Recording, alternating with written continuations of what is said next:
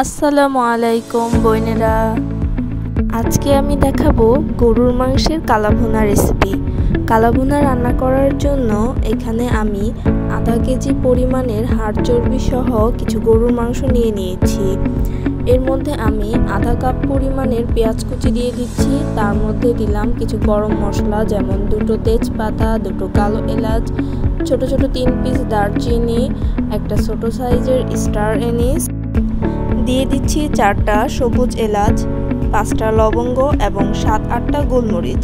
এরপর দিয়ে দিব আধা কাপ পরিমাণের পেঁয়াজ বেরেস্তা, যেটা মাংসের কালার আনতে সাহায্য করবে। এরপর দিয়ে দিব কিছু গুঁড়া মশলা, যেমন 1.5 চামচ মরিচ গুঁড়া, আধা চামচ এর কম হলুদ গুঁড়া, 1 চামচ জিরা গুঁড়া, আধা চামচ ধনিয়া গুঁড়া এবং 1 চামচ লবণ। বাটা মশলার মধ্যে 1 চামচ আদা রসুন বাটা দিয়ে দিব।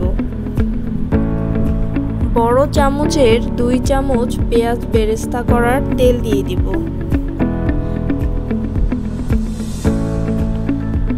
এরপর খুব ভালোভাবে হাত দিয়ে মাংসের সাথে মশলাটাকে ভালোভাবে মিশিয়ে নেব।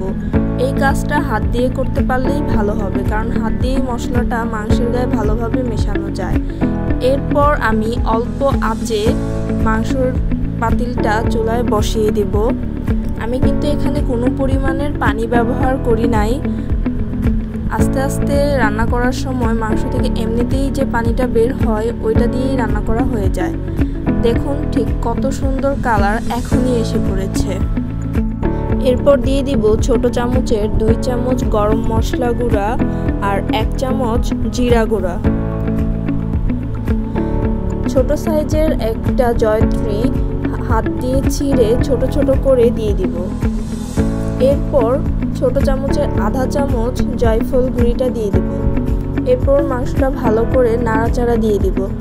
মাংসটা আমাদের একটু পরপর নাড়তে হবে, কারণ এখানে কোনো রকমের পানি ব্যবহার করা হয় নাই, আর যেহেতু গুঁড়া মশলা পুড়ে যাওয়ার সম্ভাবনা থাকে। তো এখানে আমরা মেন কাজটা করব, যেটা হচ্ছে সরিষার তেল দিয়ে মাংসটার মধ্যে একটা বাগার দেব। সরিষার তেলের মধ্যে কিছু পেঁয়াজ কুচি দিয়ে দিয়েছি। আপনারা ঘন ঘন নেড়ে নেড়ে দেখবেন, কারণ সরিষার তেলে একটা ফেনা হয়, যেটা দেখা যায় না যে পেঁয়াজ কতটুকু ভাজা হয়েছে। এখানে আমার একটা ভুল হয়েছে যে আমি দেখতে পাইনি বলে পেঁয়াজটা একটু বেশি ভাজা হয়েছে। পেঁয়াজটা হালকা ভাজা হলে, হালকা হালকা ব্রাউন হলে, এরপরে এখানে আদা কুচি এবং রসুন কুচি আর 2টো শুকনো মরিচ দিয়ে বাগার দিয়ে দিব।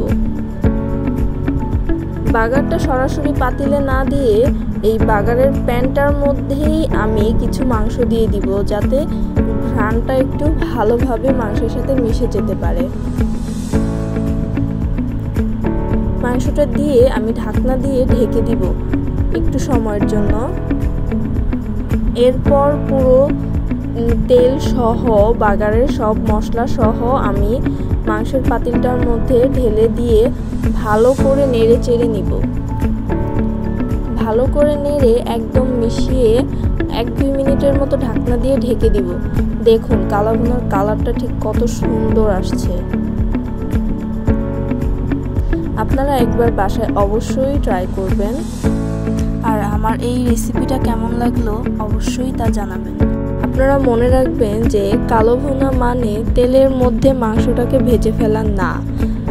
কালো ভুনা হচ্ছে পানি ছাড়া বেশি সময় নিয়ে মাংসটাকে অল্প আঁচে রান্না করা। রান্না করতে করতে একসময় মাংসের কালারটা পরিবর্তন হয়ে কালো হয়ে যায়।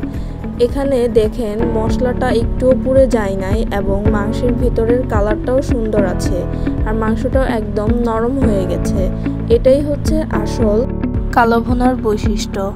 ধন্যবাদ।